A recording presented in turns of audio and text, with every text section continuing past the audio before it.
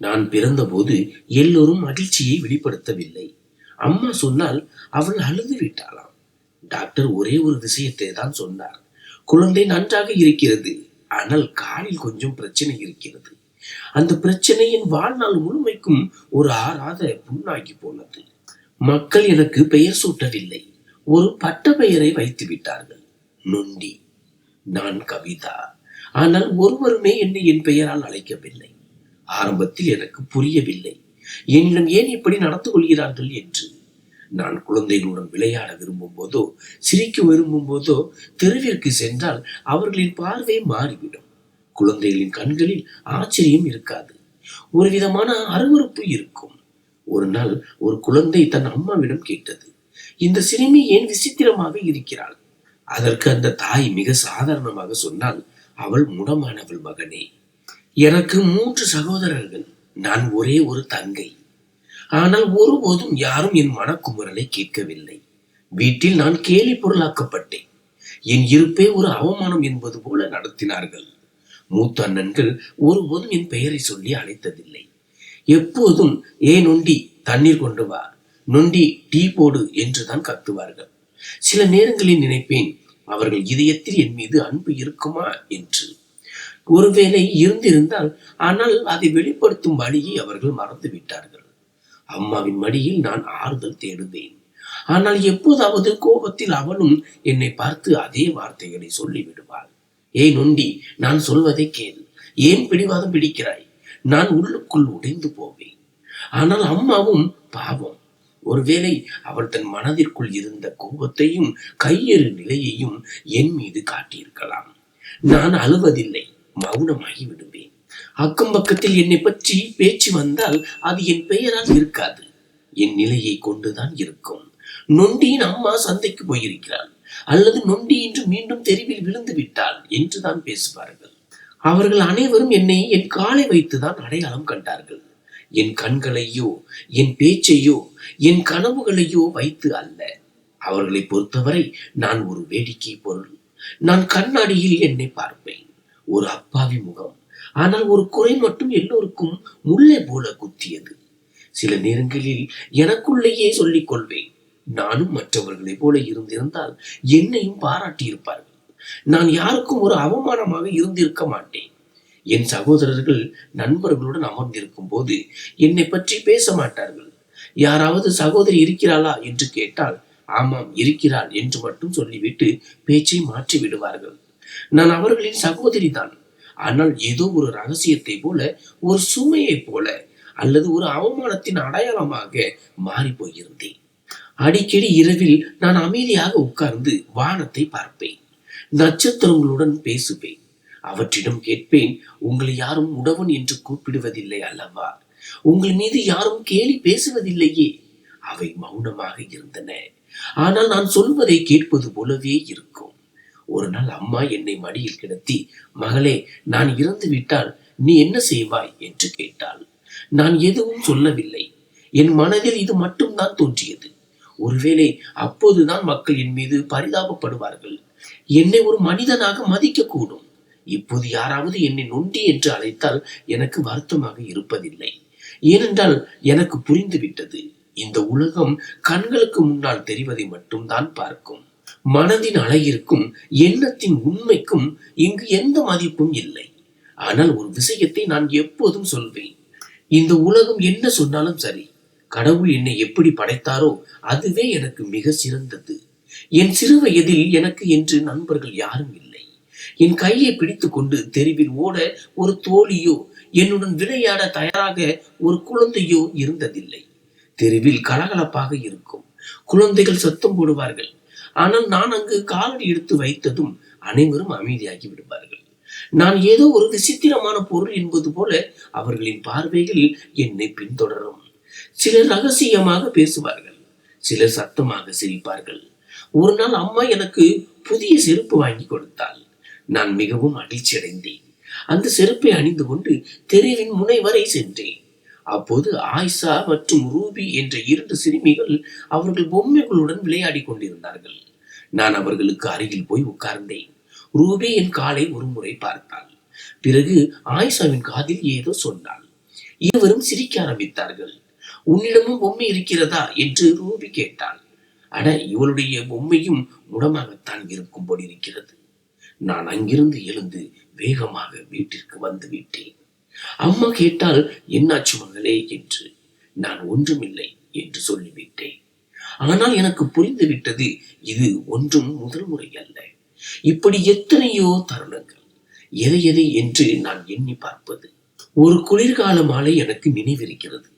எல்லா குழந்தைகளும் பட்டமிட்டுக் கொண்டிருந்தார்கள். நான் மொட்டை மாடிக்கு சென்றேன்.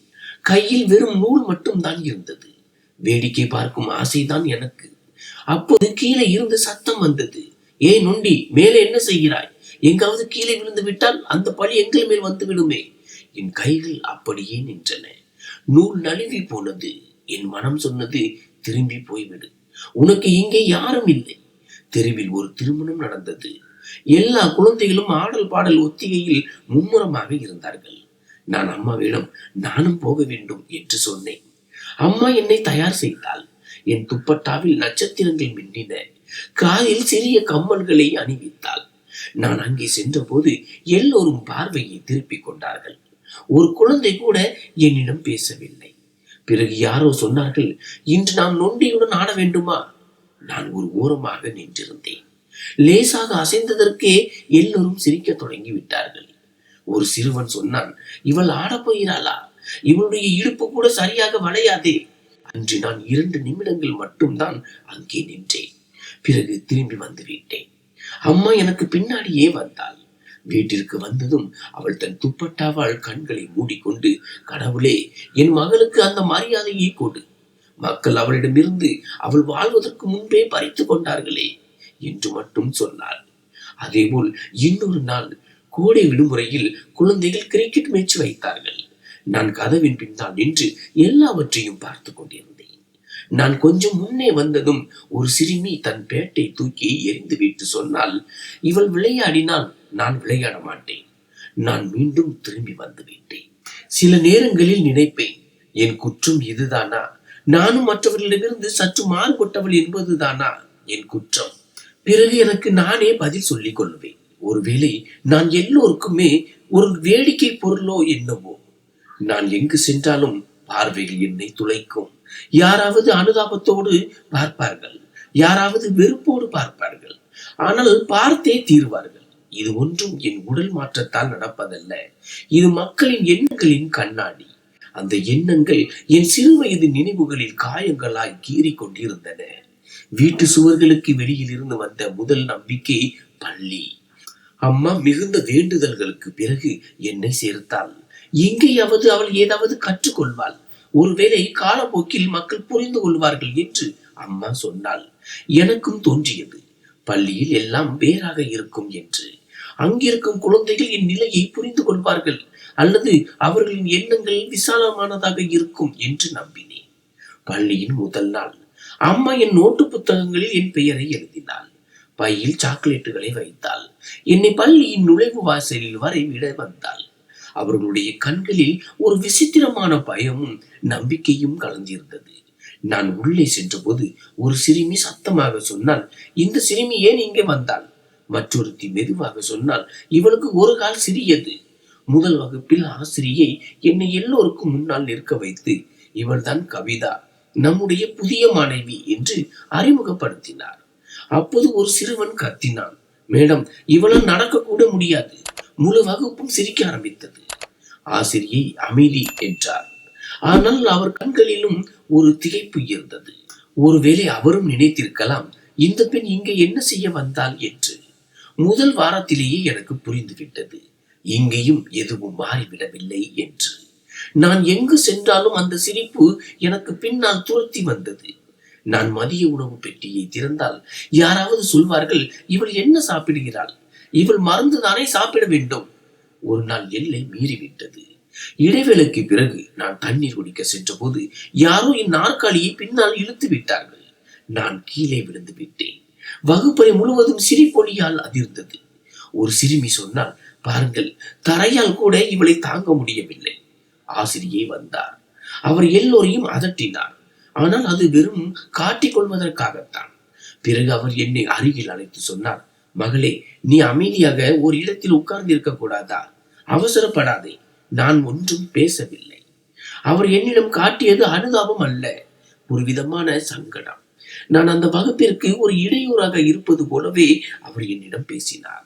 ஒரு நாள் ஆங்கில வகுப்பில் ஆசிரியர் எல்லோரையும் வரிசையாக நிற்க வைத்து கவிதை சொல்ல சொன்னார். என் முறை வந்தபோது ஒரு சிறுமி சத்தமாக சொன்னாள், சார், இவள் பேசும்போது கூட நொண்டி நொண்டி தான் பேசுவாள். என் குரல் தளர்ந்தது. ஆனாலும் நான் கவிதையை முழுமையாக சொன்னேன். ஆசிரியர் என்னை பாராட்டினார். ஒரு முறை கணித வகுப்பில் ஒரு கணக்கு புரியவில்லை என்று ஆசிரியரிடம் கேட்டேன். அதற்கு அவர், உனக்கு எளிமையான கணக்குகள் கூட கஷ்டமாகத்தான் இருக்கும், போய் உட்கார் என்றார். அவர்கள் அனைவரும் என் மௌனத்தை தங்களுக்கு சாதகமாக பயன்படுத்தி கொண்டார்கள். அம்மா தினமும் என்னிடம் கேட்பாள், பள்ளி எப்படி போகிறது என்று. நான் புன்னகையோடு நன்றாக இருக்கிறது என்று சொல்வேன். ஆனால் உண்மையை இதயத்திற்குள்ளேயே மறைத்து வைத்திருந்தேன். அவள் ஏற்கனவே பல கவலைகளில் இருந்தாள். என் கவலைகளையும் அவளிடம் சொல்லி அவளை மேலும் வருத்தப்பட வைக்க நான் விரும்பவில்லை. ஒரு நாள் மழை பெய்து கொண்டிருந்தது. எல்லா குழந்தைகளும் புல்வெளிக்கு சென்று மழையில் நனைந்தார்கள். நானும் சென்றேன். தரையில் நடக்க முயன்று கொண்டிருந்த போது பின்னால் இருந்த ஒரு சிறுவன் சொன்னான், இந்த நொண்டியின் நடனத்தை பாருங்களேன். எல்லோரும் கை தட்டினார்கள். நான் அப்படியே நின்று விட்டேன். அங்கிருந்து ஓடி போய் விடலாம் என்று தோன்றியது. ஆனால் என் கால்கள் தரையோடு ஒட்டி கொண்டது போல இருந்தன. அன்று நான் வீடு திரும்பிய போது என் முகத்தை பார்த்த அம்மா முதல் முறையாக கேட்டாள், உண்மையை சொல், அங்கே என்ன நடக்கிறது? என் கண்கள் கீழே குனிந்தன. அன்று இரவு நான் நீண்ட நேரம் மௌனமாக இருந்தேன். அடுத்த நாள் அம்மா பள்ளியின் தாளாளரை சந்திக்க முடிவு செய்தாள். அவள் அவரிடம் சென்று புகார் அளித்தாள். ஆனால் அவரோ, நாங்கள் எல்லோரையும் சமமாக நடத்தத்தான் முயற்சி செய்கிறோம், ஆனால் குழந்தைகளை எங்களால் கட்டுப்படுத்த முடியாது என்று பதிலளித்தார். அம்மா வெளியே வந்தாள். என்னை பள்ளியில் இருந்து நிறுத்திவிட முடிவு செய்தாள். நான் அம்மாவை பார்த்தேன். அவள் சொன்னாள், இனி நீ வீட்டிலேயே இரு, இந்த பள்ளி உனக்கு ஏற்றதல்ல. என் குரலுக்குள் ஒரு கதறல் அடங்கி இருந்தது. அது வெளியே வரவில்லை. வெளியே வராத அந்த சத்தம் ஒரு பெருமூச்சாக மட்டுமே அடங்கி போனது. அதன் பிறகு நாட்கள் ஒரே மாதிரியாக நகரத் தொடங்கின. பள்ளி பை இல்லை, சீருடை இல்லை, காலை நேர அவசரமும் இல்லை. நான் காலையில் அம்மாவுடன் அடுப்படியில் உட்கார்ந்து கொண்டு நாட்களை எண்ணிக்கொண்டே கழித்தேன். சில நேரம் சமையல் அறையில் பாத்திரங்களை கழுவுவேன். சில நேரம் பழைய புத்தகங்களை புரட்டுவேன். ஆனால் உள்ளுக்குள் இதயம் வெறுமையாகி கொண்டே இருந்தது. நான் பேசுவதையே நிறுத்திவிட்டேன். நாட்கள் நகர்ந்தன. ஆனால் காலம் எனக்காக மட்டும் ஓரிடத்தில் உறைந்து விட்டது போல தோன்றியது. நான் மொட்டை மாடியில் அமர்ந்து வானத்தை பார்த்து கேட்பேன், இதுதான் என் உலகமா? வெறும் இந்த வீட்டு சுவர்களும் இந்த மௌனமும் தானா? ஆனால் எனக்குள்ளே ஒன்று சொல்லிக் கொண்டேன், இனி நான் யாரிடமும் புகார் சொல்ல மாட்டேன். பெயருக்காகவோ அல்லது இந்த உலகிற்காகவோ கவலைப்பட மாட்டேன். ஏதேனும் மாற வேண்டும் என்றால் அதை நான் தான் மாற்ற வேண்டும். ஒருவேளை என் இதயம் முதல் முறையாக துணிச்சல் கொண்டிருக்கலாம். அதனால்தான் என் படிப்பை தொடர மீண்டும் அம்மாவை சம்மதிக்க வைத்தேன். ஏனென்றால் எனக்கு மரியாதை பெற்று தரக்கூடிய ஒரே வழி படிப்பு மட்டும்தான் என்பது எங்கோ என் மூளையில் எனக்கு புரிந்திருந்தது. அம்மா சொன்னால், நீ மீண்டும் பள்ளிக்கு சென்றால் பழையபடி எல்லாவற்றையும் அனுபவிக்க வேண்டியிருக்குமே. அதற்கு நான் எதற்கும் தயாரம்மா. மக்களின் பேச்சிற்காக இன்று நான் பின்வாங்கினால் என் வாழ்நாள் முழுவதுமே பின்தங்கியே இருப்பேன் என்று சொன்னேன். ஒருவேளை என் பேச்சு அம்மாவுக்கு புரிந்திருக்கலாம். அவள் மீண்டும் என்னை பள்ளியில் சேர்த்தாள். மெல்ல மெல்ல காலம் கடந்தது. என் 3 அண்ணன்களும் வளர்ந்து விட்டார்கள். அனைவருக்கும் திருமணம் முடிந்தது. ஒருவருக்கு பின் ஒருவராக மணப்பெண்கள் வீட்டிற்கு வந்தார்கள். புதிய வண்ணங்கள், புதிய உடைகள், புதிய வாசனை என வீடு களை கட்டியது. ஆனால் அவற்றுக்கு இடையே ஒன்று மட்டும் மாறவே இல்லை. அது என் இருப்பு மற்றும் என் மீது ஒட்டப்பட்டிருந்த அந்த பழைய அடையாளம், நொண்டி. முதல் அண்ணி நைனா எப்போதும் பேசிக்கொண்டே இருக்கும் கூர்மையான நாவை கொண்டவள். இரண்டாவது அண்ணி ரேகா மென்மையான சுபாவம் கொண்டவள், ஆனால் 2 முகங்களை கொண்டவள். கடைசியாக சிறிய அண்ணி ஸ்வானி எதற்கெடுத்தாலும் சத்தமாக சிரிக்க தெரிந்தவள். அவர்கள் மூவரும் அடிக்கடி சேர்ந்து பேசுவார்கள். நான் அவர்கள் அருகில் சென்றால் பேச்சை நிறுத்தி விடுவார்கள்.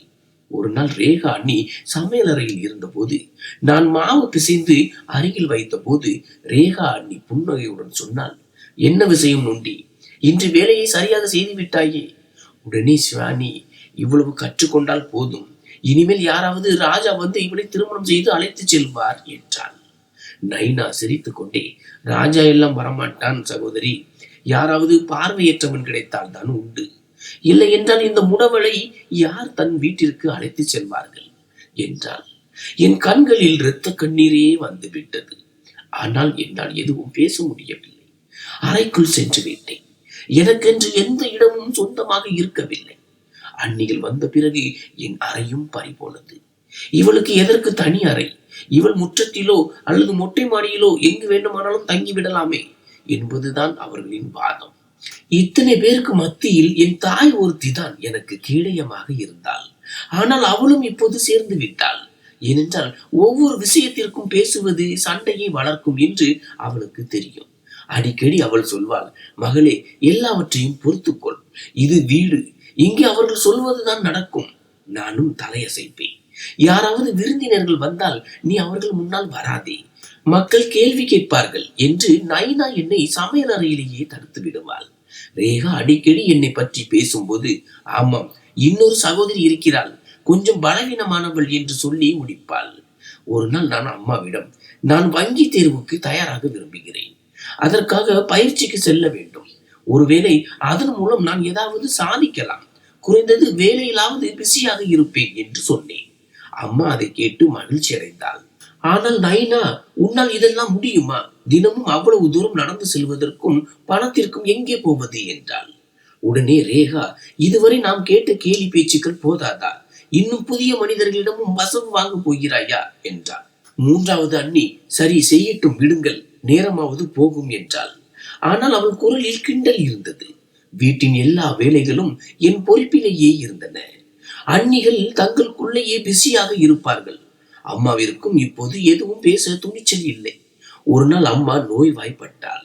2 நாட்கள் காய்ச்சல் இருந்தது.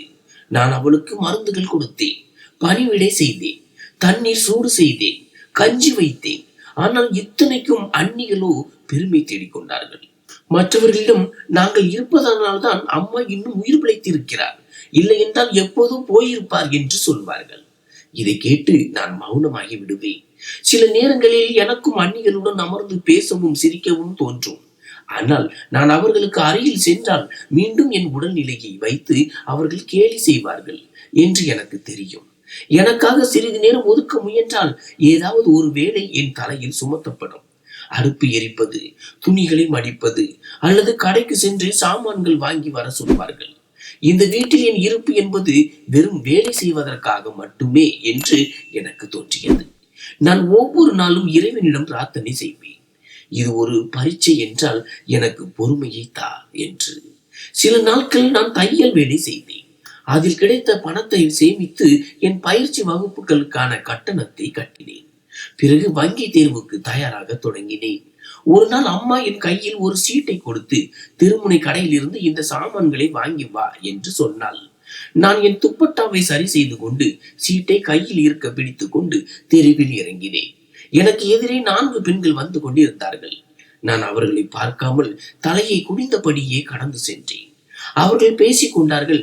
பாருங்களேன், இந்த நொண்டி இப்போது நமக்கெல்லாம் இணையாக போகிறாளாம், வங்கி தேர்வுக்கு படிக்கிறாளாம், ஏதோ பெரிய ஆளாகி விடுவாள் என்று நினைக்கிறாள், இவளால் ஒழுங்காக நடக்கவே முடியாது, வங்கியில் போய் என்ன மண்ணையா செய்ய போகிறாள், எல்லா வேலைகளையும் கெடுத்து குட்டிச்சுவராக்கி விடுவாள். மற்றொரு பெண் சொன்னால், அடி போடி, இவளுக்கு அமைய போகும் கணவனை நினைத்துப்பார், இவளை பார்த்தாலே அவன் ஓடி விடுவான். இப்படி ஒரு பெண்ணை யார் ஏற்றுக்கொள்வார்கள்? அவர்களின் வார்த்தைகள் என் இதயத்தில் நேராக குத்தின. ஒரு கணம் என் கால்களின் வலி இன்னும் அதிகமானது போல் உணர்ந்தேன். கையில் இருந்த சீட்டு வியர்வையில் நனைந்து விட்டது. நான் அவர்களை பார்க்கவில்லை. ஆனால் என் காதுகள் ஒவ்வொரு வார்த்தையையும் கேட்டுக்கொண்டிருந்தன. நான் வேகமாக கடைக்கு சென்றேன்.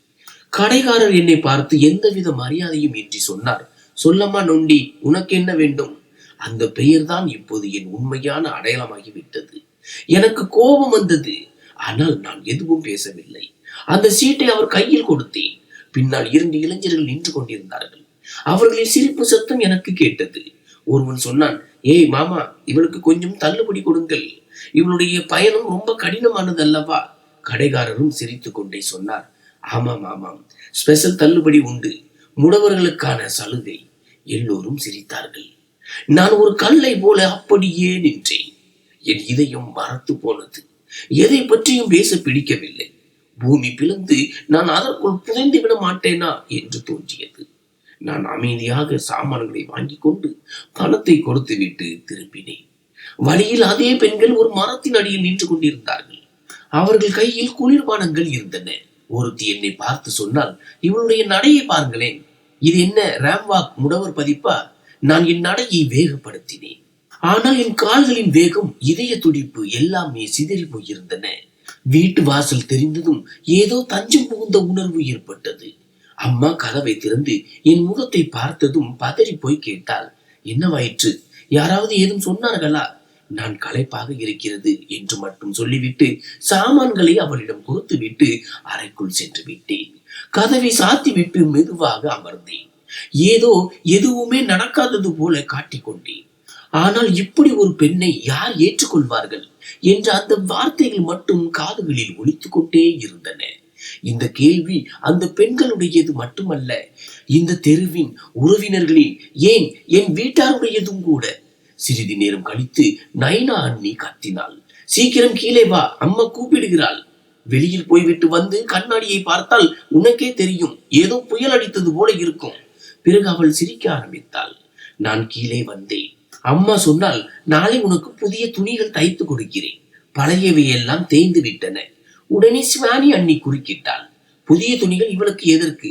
இவள் ஒன்றும் விசேஷங்களுக்கு போவதில்லையே, இவளை பார்க்க உறவினர்களும் வருவதில்லை. ரேகா அண்ணி புன்னகையுடன் சொன்னால், உறவினர்கள் வந்தாலும் திரும்பி போய் விடுவார்கள். ஒருவேளை இவளை நீண்ட நேரம் பார்த்தால் பரிதாபப்பட்டு ஏதேனும் கொடுத்து விட்டு போவார்கள். நான் அம்மாவை பார்த்தேன். அவள் மௌனமாக இருந்தாள். ஆனால் அவளுடைய கண்களில் வலி தெளிவாக தெரிந்தது. அன்றைய தினத்தின் பாரம் என் எலும்புகளில் அல்ல, என் இதயத்தில் இறங்கி இருந்தது.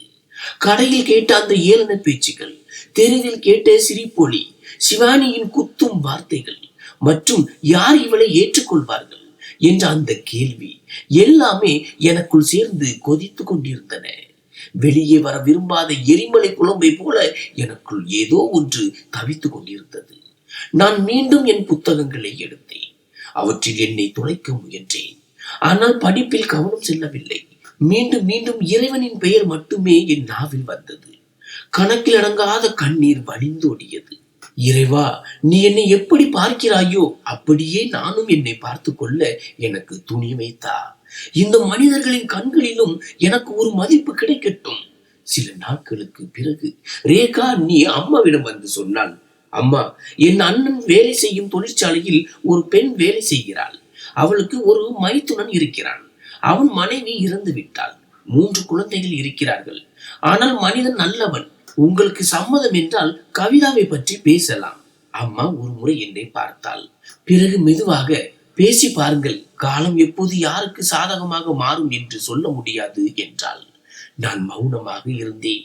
ரேகா இந்த விஷயத்தை மெதுவாக சிவானியிடம் சொன்னாள். இரவில் சிவானி நைனாவுடன் அமர்ந்து பேசும்போது, நல்ல வேளை, இந்த நொண்டியை தன் வீட்டிற்கு அழைத்து செல்ல யாராவது ஒருவன் தயாராக இருக்கிறானே என்றாள். 2 நாட்களுக்கு பிறகு அம்மா எனக்கு புதிய ஆடைகளை கொடுத்து, இதை போட்டுக்கொள், விருந்தினர்கள் வருகிறார்கள் என்றாள். நான் என் கண்களில் கேள்வியோடு, எதற்காக என்று கேட்டேன். அம்மா, சும்மா சந்திப்பதற்காகத்தான், பார்த்துவிட்டு பேசுவார்கள் என்றாள். நான் அமைதியாக தயாரானேன். விருந்தினர்கள் வந்தார்கள். வந்தவர் நடுத்தர வயதுடைய ஒரு மனிதர். அவருடன் 2 சிறுவர்களும் ஒரு சிறுமியும் இருந்தார்கள். அவர் என்னை பார்த்து புன்னகைத்தார். சிறிது நேரம் பேச்சுவார்த்தை நடந்தது. டீ குடித்து முடித்ததும் அவர் அம்மாவிடம் வந்து, சகோதரி, நாம் மீண்டும் பேசுவோம் என்றார். அம்மா, உங்களுக்கு பெண்ணை பிடித்திருக்கிறதா என்று கேட்டாள். அவர் ஒரு கணம் என்னை பார்த்தார். பிறகு சொன்னார், பார்ப்பதற்கு நன்றாகத்தான் இருக்கிறாள், ஆனால் நடக்கும்போது தரையையே உடைத்து விடுவது போல இருக்கிறது. அம்மா சிலையை போல உறைந்து நின்றாள். பிறகு அவர் சிரித்துக் கொண்டே சொன்னார், பாருங்கள், என் பேச்சை தவறாக நினைக்காதீர்கள். நான் என் குழந்தைகளை வளர்க்க வேண்டும். எனக்கு ஒரு முழுமையான பெண் தேவை. பரிதாபத்திற்காக திருமணம் செய்து கொள்ள முடியாது. அவர் திரும்பி சென்று விட்டார். அம்மா சிறிது நேரம் அங்கேயே அமர்ந்து இருந்தாள். பிறகு உள்ளே வந்து என்னை பார்த்தாள். அம்மா என்னிடம் வந்து இவ்வளவுதான் சொன்னாள். ஒன்றும் நடக்கவில்லை. நீ மனதை தளர விடாதே. அன்று இரவு அண்ணிகள் ஒன்றாக அமர்ந்து என்னை கேலி செய்து கொண்டிருந்தார்கள். இப்போது சொல்லுங்கள், 3 குழந்தைகளுக்கு தகப்பனாக இருப்பவனே சாக்கு போக்கு சொல்லி விட்டு போகிறான் என்றால் இவளுக்கு வேறு யார் கிடைப்பார்கள்?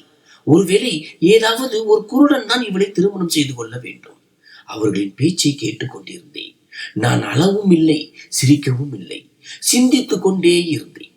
ஒருவேளை இறைவன் என்னை என்னுடனேயே பிணிப்பதற்காக இதையெல்லாம் காட்டுகிறானோ என்னவோ. அதன் பிறகு அது ஒரு தொடர்கதையாகி போனது. இன்னும் 2 வரன்கள் வந்தன. அதில் ஒருவர் என்னை விட 40 வயது மூத்தவர். அவரும் என்னை பார்த்துவிட்டு பிடிக்கவில்லை என்று சொல்லிவிட்டார். மற்றொருவர் என்னை விட 10 வயது மூத்தவர். அவருடைய ஒரு காலம் முழுவதுமாக பாதிக்கப்பட்டிருந்தது. ஆனால் அவரும் கூட என்னை ஏற்றுக்கொள்ளவில்லை. அவர் சொன்னார், நான் முடவனாக இருந்தால் என்ன, நான் ஒரு ஆண். இப்படி ஒரு பெண்ணை நான் ஒருபோதும் திருமணம் செய்து கொள்ள மாட்டேன். இதற்கு பிறகு அம்மாவின் கண்களில் எப்போதும் வலி தெரிந்து கொண்டே இருந்தது. முதல் முறையாக அவளுடைய கண்களில் கவலையையும் அதோடு கலந்திருந்த கையேறு நிலையையும் கண்டேன். அவள் சீக்கிரம் சமைத்துவிட்டு சீக்கிரம் உறங்க சென்று விடுவாள். குறைவாகவே பேசினாள். அவளுடைய இதயம் உள்ளுக்குள் வெறுமையாகி கொண்டிருந்தது. ஒரு மாலை வேளையில் நான் முற்றத்தில் பாத்திரங்களை கழுவி கொண்டிருந்தேன். அம்மா மொட்டை மாடியிலிருந்து கீழே வந்து நேராக நைனாவின் அறைக்குள் சென்றாள். கதவு சாத்தப்பட்டது. உள்ளிருந்து சத்தம் கேட்டது. மகளே, நீயாவது ஏதாவது செய். உன் கணவரிடம் சொல்லி கவிதாவிற்கு ஏதாவது வரன் பார்க்க சொல். வேறு எங்காவது பேசி பாருங்கள். அதற்கு நைனா சொன்னாள், அம்மா பாருங்கள், நாங்கள் பல முறை சொல்லிவிட்டோம். இப்போது அவரே வெட்கப்படுகிறார். ஒவ்வொரு முறையும் இப்படி அவமானப்பட வேண்டுமா? அம்மா மௌனமாகிவிட்டாள். அடுத்த நாள் காலை உணவின் போது அம்மா பெரிய அண்ணனை அழைத்து சொன்னாள், மகனே, கவிதாவிற்கு வயது ஏறிக்கொண்டே போகிறது.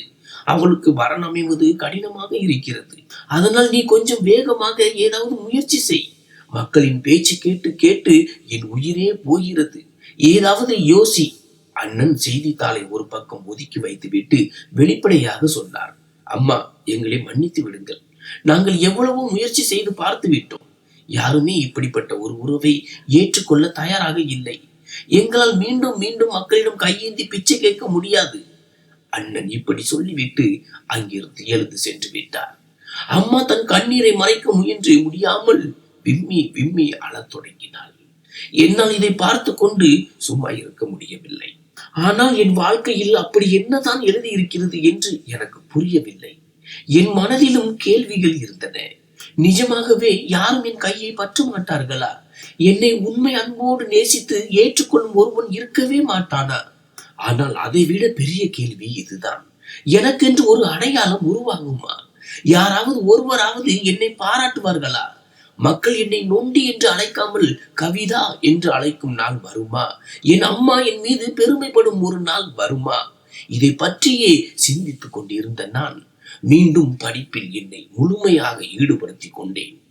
வங்கியிலிருந்து வேலைக்கான அறிவிப்பு வந்தபோது இரவு பகலாக படிக்க தொடங்கினேன். இதற்கிடையில் அந்நிகளும் என்னை தொந்தரவு செய்வதில் எந்த குறையும் வைக்கவில்லை. நான் படிக்க உட்காரும் போதெல்லாம் அவர்கள் ஏதாவது ஒரு புது வேலையை சொல்லி என்னை எழுப்பி விடுவார்கள். அவர்கள் நாள் முழுவதும் சமூக வலைதளங்களில் புகைப்படங்களை பதிவிடுவது, தோழிகளுடன் கடைவீதிக்கு செல்வது மற்றும் அரட்டை அடிப்பது என்று பொழுதை கழிப்பார்கள். இருந்தாலும் நான் நம்பிக்கையை இழக்கவில்லை.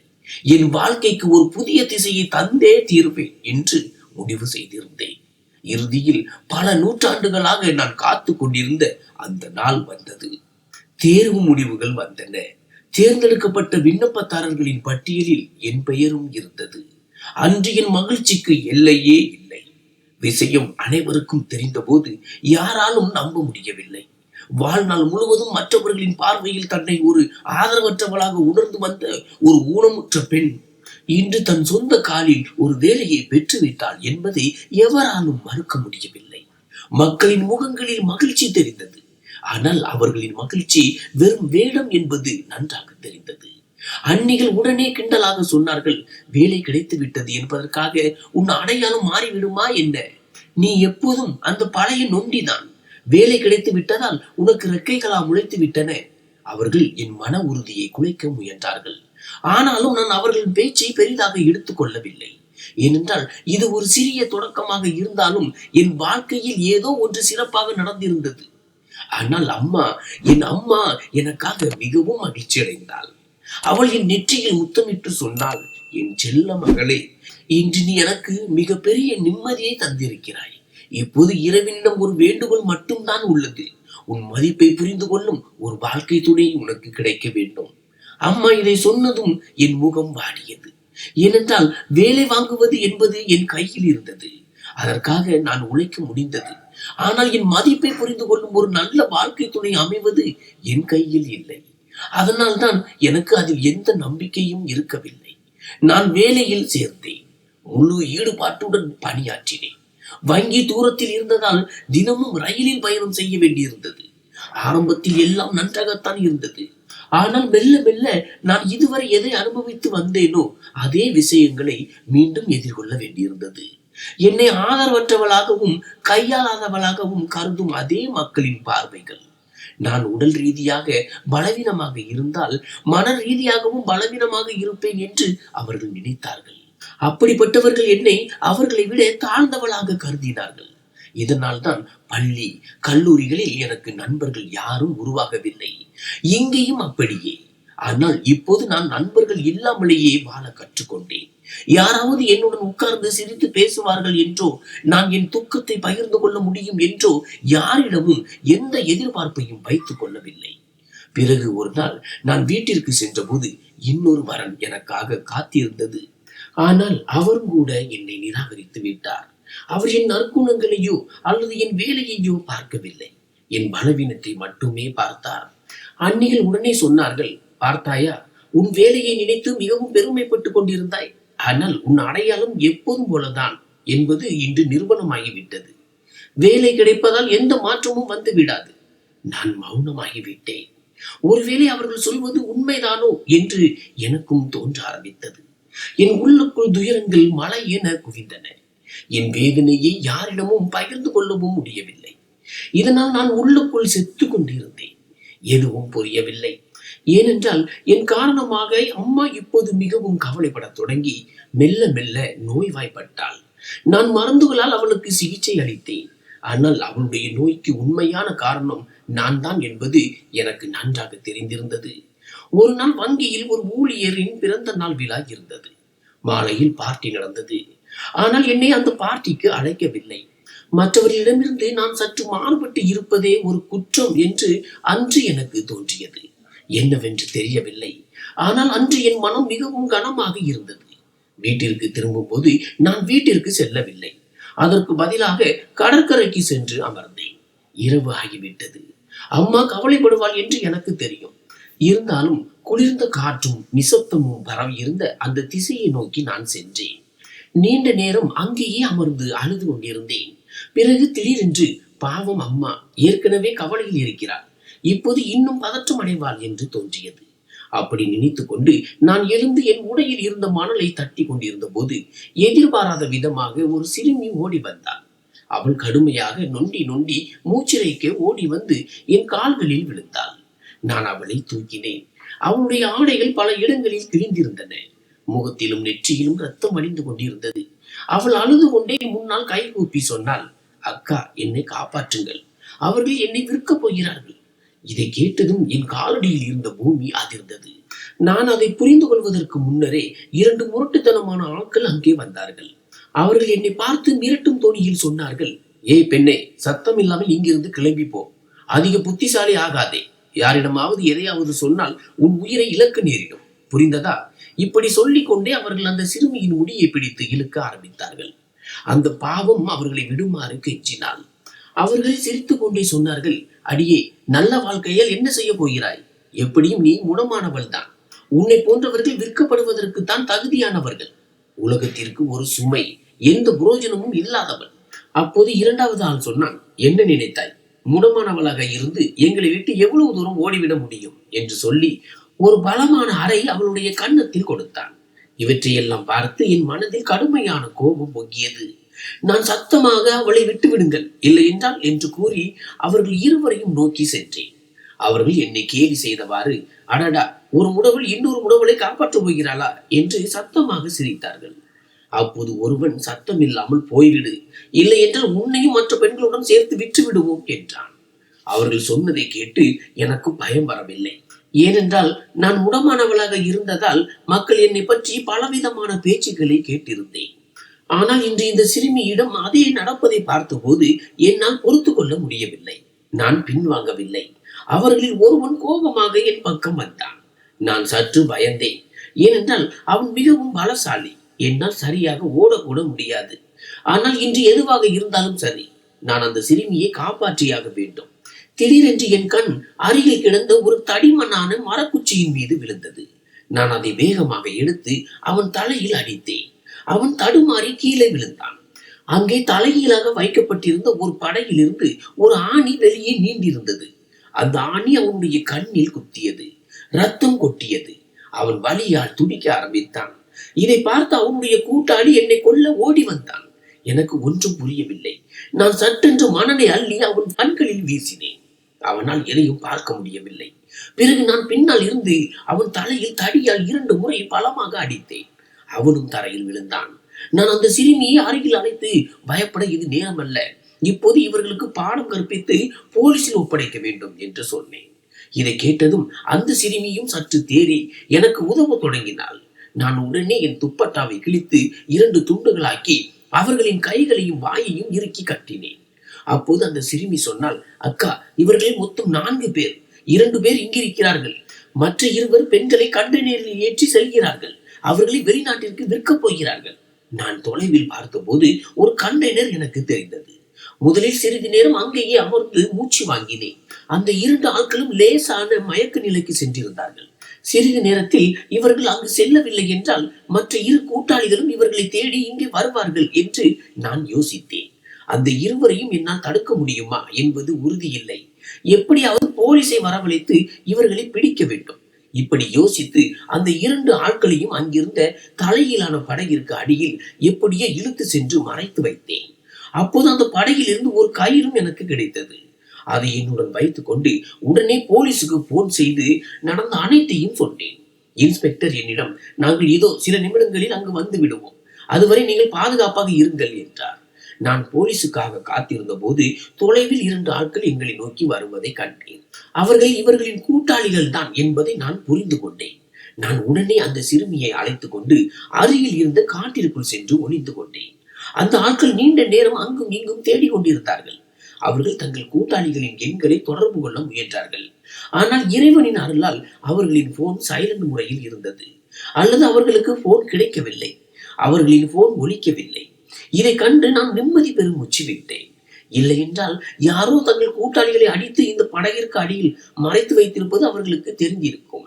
பிறகு அவர்களில் ஒருவன் சொன்னான், எனக்கென்னவோ அந்த பெண்ணை அவர்களால் பிடிக்க முடியவில்லை என்று தோன்றுகிறது. அவர்கள் வெகு தூரம் சென்றிருப்பார்கள். ஆனால் நாம் இனி இங்கே காத்திருக்க முடியாது. ஏனென்றால் நாம் நேரத்திற்கு அங்கு செல்ல வேண்டும். இது பாஸின் உத்தரவு. அதனால் நாம் கிளம்புவோம். அவர்கள் அங்கிருந்து கிளம்ப தொடங்கியதும் நான் கவலை அடைந்தேன். அந்த சிறுமி சொன்னால், அக்கா, இவர்கள் மற்ற பெண்களை அழைத்து செல்கிறார்களே, இப்போது நான் என்ன செய்வது? அந்த பெண்களை எப்படி காப்பாற்றுவது என்று எனக்கு புரியவில்லை. அப்போது என் மூளையில் ஒரு யோசனை தோன்றியது. போலீஸ் வருவதற்கு இன்னும் நேரம் இருந்தது. இவர்களை எப்படியாவது இங்கே தடுத்து நிறுத்த வேண்டும். அதனால் நான் அந்த சிறுமியிடம் சொன்னேன், நீ காட்டின் மறுபுறம் காப்பாற்றுங்கள், காப்பாற்றுங்கள் என்று சத்தமாக கத்திக்கொண்டே ஓடு. மற்றதை நான் பார்த்துக் கொள்கிறேன். அந்த சிறுமி அப்படியே செய்தாள். அவள் கத்தியதும் அந்த 2 ஆட்களும் அவளை பிடிக்க காட்டிற்குள் ஓடி வந்தார்கள். அவர்கள் இருவரும் சிறுமியை தேடி காட்டில் வெவ்வேறு திசைகளில் சென்றார்கள். இந்த சந்தர்ப்பத்தை நான் பயன்படுத்தி கொண்டேன். நான் மெதுவாக ஒருவனுக்கு அருகில் சென்றேன். அவன் திரும்பியதும் என் பையில் இருந்த பெப்பர் ஸ்ப்ரேயை அவன் கண்களில் அடித்தேன். அவனுக்கு கண்கள் பயங்கரமாக எரிய தொடங்கியது. அவன் வலியால் துடித்துக் கொண்டே தரையில் விழுந்தான். நான் உடனே அவன் வாயில் துணியை வைத்து கை கால்களை கயிற்றினால் கட்டினேன். இதேபோல் அவர்களின் 4வது கூட்டாளிக்கும் செய்தேன்.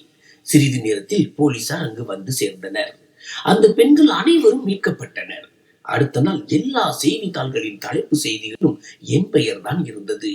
முதல் பக்கத்திலேயே என் புகைப்படம் அச்சாகி இருந்தது. காலை விடிந்ததும் என் வீட்டின் வாசலில் செய்தியாளர்கள் வரிசை கட்டி நின்றனர். ஒவ்வொருவரும் என்னை நேர்காணல் செய்ய விரும்பினர். இதை கண்ட என் அண்ணிகளுக்கும் அக்கம் பக்கத்தினர்களுக்கும் கண்கள் ஆச்சரியத்தில் விரிந்தன. ஒரு நாள் எனக்கு இவ்வளவு பெரிய அடையாளம் கிடைக்கும் என்று அவர்களில் ஒருவர் கூட கற்பனை செய்திருக்க மாட்டார்கள். வீட்டிற்கு திரும்பியதும் நான் இந்த விபத்தை பற்றி அம்மாவிடம் எதுவும் சொல்லவில்லை. ஆனால் திடீரென்று இவை அனைத்தும் நடந்தபோது அவர்கள் அனைவரும் திகைத்து போனார்கள். பிறகு நான் நடந்த அனைத்தையும் ஒவ்வொன்றாக விளக்கினேன். இதற்கு பிறகு வாழ்த்துக்கள் குவிய தொடங்கின. ஒவ்வொருவரும் என்னுடன் புகைப்படம் எடுத்துக்கொள்ள விரும்பினர். காவல்துறையின் சார்பாக எனக்கு அரசு கௌரவம் வழங்க அழைக்கப்பட்டது. மாவட்ட ஆட்சியர் தன் கைகளாலேயே எனக்கு விருது வழங்கினார். அங்கே பல பெரிய அரசியல்வாதிகளும் இருந்தனர். ஒவ்வொருவரும் என்னுடன் கை கொடுக்க விரும்பினர். நான் ஒரு மிகப்பெரிய கடத்தல் கும்பலை அம்பலப்படுத்தியதால் மக்கள் என் துணிச்சலை பாராட்டி தள்ளினர். நீண்ட காலமாக போலீசாரால் பிடிக்க முடியாத ஒரு கும்பலை நான் பிடித்து கொடுத்திருந்தேன். அந்த ஆட்கள் மிகவும் தந்திரமானவர்கள். அவர்களை பிடிப்பது மிகவும் கடினமாக இருந்தது. இது என் வாழ்க்கையில் ஒரு மிகப்பெரிய திருப்பு முனை. ஏனென்றால் திடீரென்று எல்லோருடைய பார்வையும் என் மீது மாறிவிட்டது போல தோன்றியது. ஒவ்வொருவரும் என்னிடம் மரியாதையுடன் நடக்கத் தொடங்கினர். இப்போது யாருடைய கண்ணிலும் என் ஊனம் தெரியவில்லை. மாறாக ஒவ்வொருவரும் என்னுடன் உறவு வைத்துக் கொள்ள விரும்பினர். ஆனால் எனக்கு தெரியும், இவை அனைத்தும் இன்று எனக்கு கிடைத்துள்ள அடையாளத்தின் விளைவுதான் என்று. உண்மையில் அவர்களின் உள்ளங்கள் இன்றும் எனக்கு எதிராக கற்பாகத்தான் இருக்கின்றன. அதனால்தான் நான் யாருக்கும் எந்த சிறப்பு அந்தஸ்தும் கொடுக்கவில்லை. இதுவரை நான் பின்பற்றிய அதே நடைமுறையையே அமைதியாக தொடர்ந்தேன். நான் செய்து வந்த அதே நடைமுறைகளையே தொடர்ந்தேன்.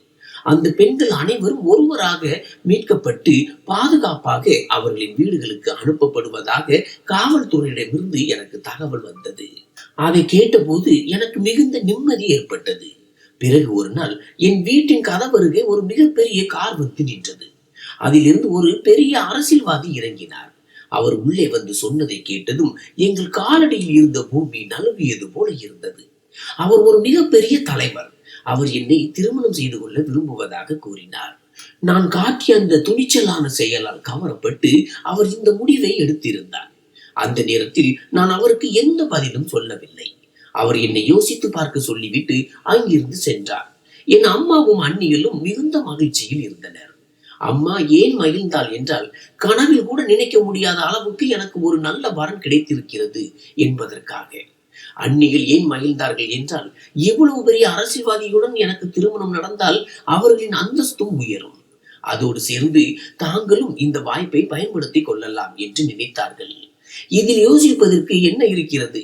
உடனே போன் செய்து சம்மதத்தை சொல்லிவிடு என்று அன்னிகள் என் மீது அழுத்தம் கொடுத்து கொண்டே இருந்தனர். ஆனால் இந்த முடிவு எனக்கு சரியாக இருக்குமா என்று என்னால் புரிந்து கொள்ள முடியவில்லை. இதற்கிடையில் என் போனுக்கு ஒரு தெரியாத எண்ணில் இருந்து அழைப்பு வந்தது. மறுமுனையில் பேசிய நபர் என்னிடம் சொன்னார், உங்களுக்கு இன்று ஒரு மிக சிறந்த வரன் வந்திருக்கிறது என்று எனக்கு தெரியும். நான் உங்கள் மீது எந்த அழுத்தமும் தரவில்லை. ஆனால் நான் உங்கள் நல விரும்பியாக உங்களுக்கு ஒரு அறிவுரை கூற விரும்புகிறேன். நீங்கள் விரும்பினால் இந்த திருமணத்தை செய்து கொள்ளலாம். ஆனால் இந்த வரனை நீங்கள் நிராகரிப்பதே உங்களுக்கு நல்லது. ஏனென்றால் இது ஒரு உறவு அல்ல, ஒரு வியாபாரம். இன்று உங்கள் வீட்டிற்கு வந்த அந்த நபர் நீங்கள் ஒரு சிறந்த மனிதர் என்பதற்காக வரவில்லை. அவர் இந்த உறவை ஏற்படுத்திக் கொள்ள விரும்புவது தன் அரசியல் வாழ்க்கையை இன்னும் மேம்படுத்திக் கொள்ள வேண்டும் என்பதற்காக மட்டுமே. தற்போது நீங்கள் எல்லா செய்தித்தாள்களின் தலைப்பு செய்திகளிலும் எல்லா செய்தி ஊடகங்களிலும் இடம் பிடித்துள்ளீர்கள். உங்களுக்கு அந்த அரசியல்வாதியுடன் திருமணம் நடந்தால் மக்கள் மனதில் அவர் மீதான அனுதாபமும் மரியாதையும் இன்னும் அதிகமாகும். உங்களை மக்கள் ஏற்கனவே பாராட்டி வருகிறார்கள். பிறகு அவர் உங்களை அரசியலில் இறக்கி தன் வாழ்க்கையை புதிய உயரத்திற்கு கொண்டு செல்ல முயற்சிப்பார். சுருக்கமாக சொன்னால், நீங்கள் அவருக்கு மனைவியாக அல்ல, அவர் உயரங்களுக்கு செல்வதற்கான ஒரு ஏணியாகத்தான் இருப்பீர்கள். அந்த நபர் யார் என்று நான் கேட்பதற்குள்ளேயே அவர் இணைப்பை துண்டித்து விட்டார். என்னவென்று தெரியவில்லை. ஆனால் அந்த அறியாத மனிதரின் வார்த்தைகளில் எனக்கு நம்பிக்கை ஏற்பட்டது. ஏனென்றால் எனக்கும் அந்த அரசியல்வாதியை முதல் பார்வையிலேயே பிடிக்கவில்லை. அவருடைய பார்வை, பேச்சு முறை என அனைத்தும் பேராசை நிறைந்ததாக இருந்தது. இதையெல்லாம் யோசித்து நான் இந்த திருமண வரனை நிராகரித்தேன். இதை கேட்டதும் என் அண்ணிகள் ஆத்திரமடைந்தனர். அம்மாவும் கூட நான் தவறு செய்வதாக கூறி எனக்கு புரிய வைக்க முயன்றாள். ஆனால் நான் எடுத்த முடிவு சரியானது என்று எனக்கு தெரியும். என் நிராகரிப்பால் அந்த அரசியல்வாதியின் அகந்தை காயப்பட்டது. அவர் கோபத்துடன் என்னை மிரட்டினார். என்னை நிராகரித்ததன் மூலம் நீ உன் வாழ்க்கையின் மிகப்பெரிய தவறை செய்து விட்டாய். இதற்கான விலையை நீ கொடுத்தே தீர வேண்டும். ஒரு நாள் நான் வேலையில் இருந்து திரும்பிக் கொண்டிருந்த போது திடீரென ஒரு கும்பல் என் மீது தாக்குதல் நடத்தியது. ஆனால் நல்ல வேளையாக அப்போது போலீசார் வந்து என்னை காப்பாற்றினார்கள். அன்று இரவு மாவட்ட காவல் கண்காணிப்பாளர் என் வீட்டிற்கு வந்து சொன்னார், நீங்கள் செய்த வீர செயலால் இப்போது உங்களுக்கு நிறைய எதிரிகள் உருவாகி இருக்கிறார்கள். இன்று நடந்த தாக்குதல் அவர்களின் யாராவது ஒருவரால் தூண்டப்பட்டிருக்கலாம். எனவே உங்கள் பாதுகாப்பிற்காக உங்கள் வீட்டின் முன் 2 காவலர்கள் பணியமர்த்தப்படுவார்கள். என் வாழ்க்கையில் என்னதான் நடக்கிறது என்று நினைக்கும் போது எனக்கு மிகவும் விசித்திரமாக இருந்தது. இவ்வளவு பெரிய திருப்பங்கள், பகைமை என இவை அனைத்தும் என்னை போன்ற ஒரு சாதாரண பெண்ணுக்கு உரியவே அல்ல. இந்த தாக்குதலால் என் அம்மா மிகவும் பயந்து போனாள். மீண்டும் எப்படியாவது எனக்கு விரைவில் திருமணம் செய்து வைக்க வேண்டும் என்பதில் உறுதியாக இருந்தாள். இவ்வளவு புகழ் கிடைத்த பிறகு யாராவது ஒருவராவது என்னை ஏற்றுக்கொள்வார்கள் என்று அவள் நினைத்தாள். ஆனால் இவை அனைத்தும் காலப்போக்கில் மாறி போயின. நான் தலைப்பு செய்திகளில் இருக்கும் வரை மக்கள் என்னுடன் உறவு வைத்துக் கொள்ள துடித்தார்கள். ஆனால் என் பெயர் செய்திகளில் இருந்து மறைந்து அந்த விஷயம் ஆறியவுடன் மக்களின் அணுகுமுறை மீண்டும் பழைய நிலைக்கு திரும்பியது. அம்மா மீண்டும் மீண்டும் அதே வேண்டாம் என்ற பதிலையே கேட்க வேண்டியிருந்தது. இப்போது அவள் மிகவும் பயந்திருந்தாள். ஏனென்றால் என் உயிருக்கு எப்போதும் ஆபத்து இருப்பதை அவளால் உணர முடிந்தது. இதற்கிடையில் ஒரு நாள் எங்கள் வீட்டிற்கு ஒரு பழைய பொருள் வாங்குபவர் வந்தார். அவர் அம்மாவிடம் வந்து என்னை திருமணம் செய்து கொள்ள கேட்டார். இதை கண்டு நான் அதிர்ச்சி அடைந்தேன். என் வீட்டார்கள் இந்த வரனை நிராகரிப்பார்கள் என்று நான் நினைத்தேன். ஆனால் அப்படி நடக்கவில்லை. அம்மா எனக்கு புரிய வைக்க முயன்றாள். மகளே, இப்போது விஷயம் உன்னை பற்றி மட்டுமல்ல, நம் அனைவரை பற்றியும் கூட. எனவே நீ விரைவில் திருமணம் செய்து கொண்டு உன் வாழ்க்கையை அமைத்துக் கொள்வதையே நாங்கள் விரும்புகிறோம். இந்த சிக்கல்களில் இருந்து விலகி இரு. எனக்கும் இந்த சுமையில் இருந்து விடுதலை கொடு. அம்மாவின் இந்த வார்த்தைகளை கேட்டு நான் மிகவும் சோகமடைந்தேன். பிறகு இதுதான் என் தலைவிதி என்று ஏற்றுக்கொண்டு இந்த திருமணத்திற்கு சம்மதித்தேன். என் அன்னிகள் மிகவும் மகிழ்ச்சி அடைந்தனர்.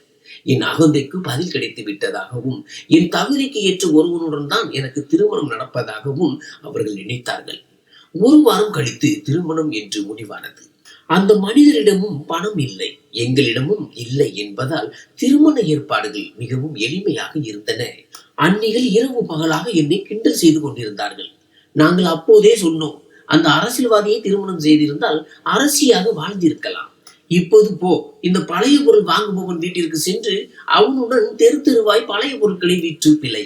இப்படிப்பட்டவனை திருமணம் செய்த பிறகு வங்கியிலும் உன்னை வேலையிலிருந்து நீக்கி விடுவார்கள்.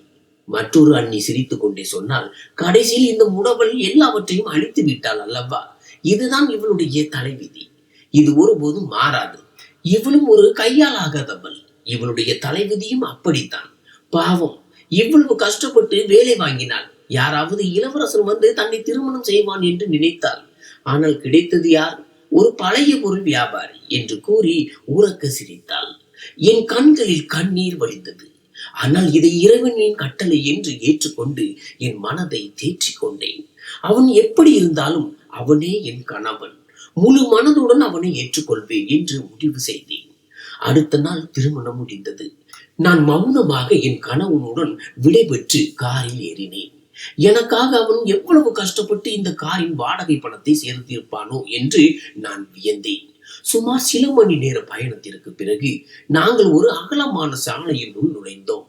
அங்கே சுற்றி இருந்த சூழலை பார்த்தபோது எனக்கு ஆச்சரியமாக இருந்தது.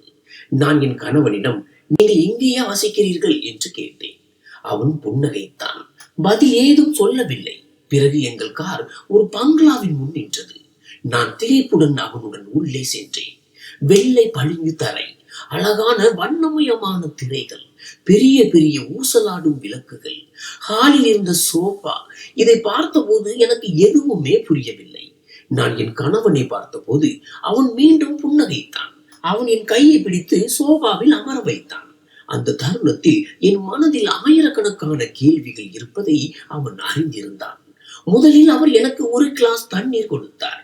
என் கையை பிடித்து சொன்னார், நீ கவலைப்படாதே, இப்போது உன்னுடைய ஒவ்வொரு கேள்விக்கும் நான் பதில் சொல்கிறேன். இப்படி சொல்லிக் கொண்டே அவர் தன் முகத்தில் இருந்த பொய் தாடி மற்றும் மீசையை அகற்றினார். இதை கண்ட நான் இன்னும் அதிர்ச்சி அடைந்தேன். இதுவரை எங்கள் முன்னால் இருந்த மனிதர் இவர் அல்ல. நான் எழுந்து நின்றேன். நீங்கள் யார்? எதற்காக என்னையும் என் குடும்பத்தாரையும் இப்படி ஏமாற்றினீர்கள்? என்று கேட்டேன். அப்படி சொல்லும் போதே இவரை நான் ஏற்கனவே எங்கோ பார்த்திருப்பது போல எனக்கு தோன்றியது. ஆனால் எங்கே, அது நினைவுக்கு வரவில்லை. அப்போது என் கணவர் சொன்னார், என்னை எங்கே பார்த்தாய் என்று யோசிக்கிறாய் அல்லவா? நான் ஆமாம் என்பது போல தலையசைத்தேன். அவர் சொன்னார், நான் இந்த மாவட்டத்தின் எஸ்பி அம்மன்.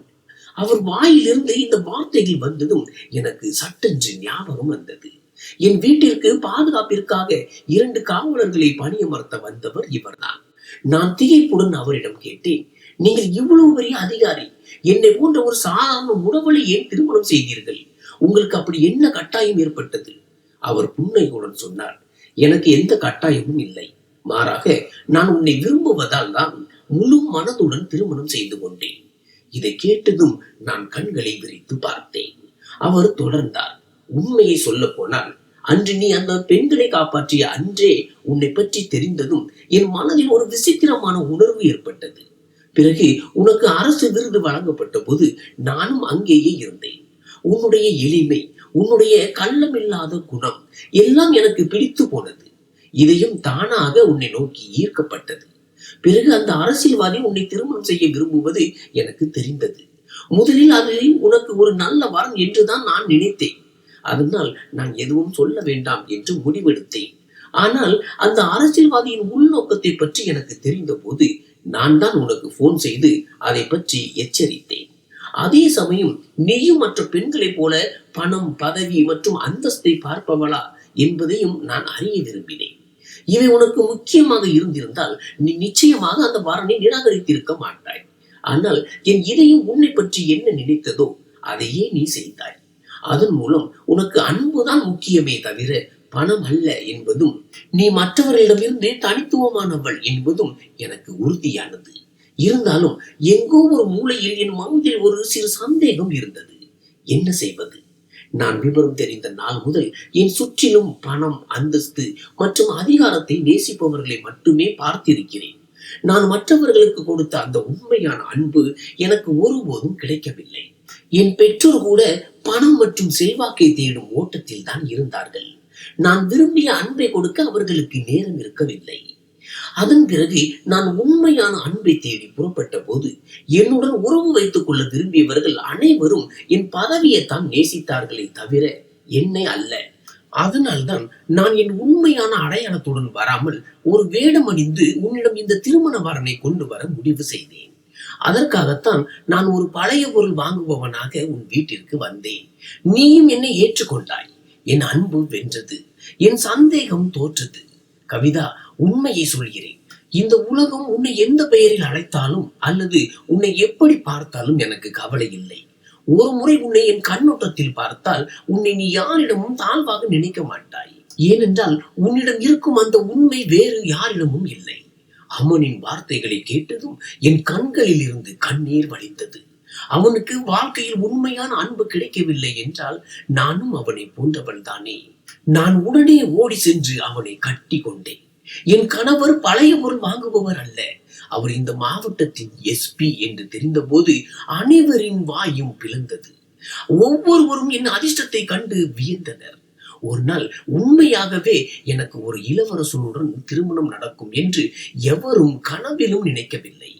என் அண்ணிகள் இப்போது பொறாமையில் வெந்து கொண்டிருந்தார்கள். ஆனால் அம்மாவோ என் மீதான திருஷ்டியை கழிப்பதில் சளைக்கவில்லை. சில நாட்களுக்கு பிறகு அம்மன் என்னை நகரின் மிக சிறந்த மருத்துவமனைக்கு அழைத்து சென்றான். அங்கே மருத்துவர் என்னை சோதித்து விட்டு சொன்னார், இப்போது நவீன தொழில்நுட்பங்கள் வந்துவிட்டன. ஒரு அறுவை சிகிச்சைக்கு பிறகு உங்கள் கால் முற்றிலும் சரியாகிவிடும். இதை கேட்டதும் எங்கள் இருவர் முகத்திலும் மகிழ்ச்சி மலர்ந்தது. அடுத்த மாதமே எனக்கு அறுவை சிகிச்சை நடந்தது. சில நாட்களுக்கு பிறகு நான் தரையில் என் முதல் அடியை வைத்த போது என் மகிழ்ச்சிக்கு எல்லையே இல்லை. ஏனென்றால் என் கால் இப்போது நேராக தரையில் பட்டது.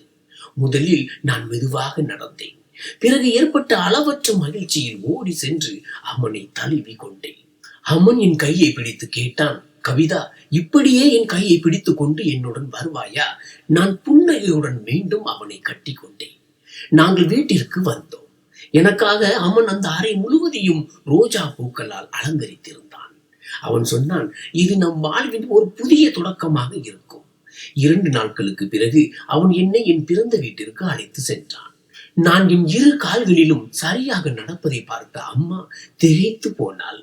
அண்ணிகளும் கண்களை விரித்து பார்த்து கொண்டிருந்தார்கள். அம்மாவால் எதையும் நம்பவே முடியவில்லை.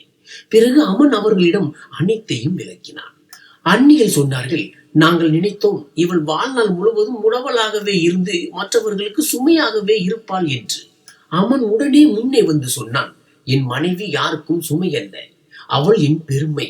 இதை கேட்டதும் அண்ணிகளின் வாய் அடைத்து போனது. வீட்டிற்கு திரும்பும் போது அமன் என்னிடம் சொன்னான், இப்போது உன் கடந்த காலத்தை மறந்துவிடு, நாம் ஒரு புதிய வாழ்க்கையை தொடங்குவோம்.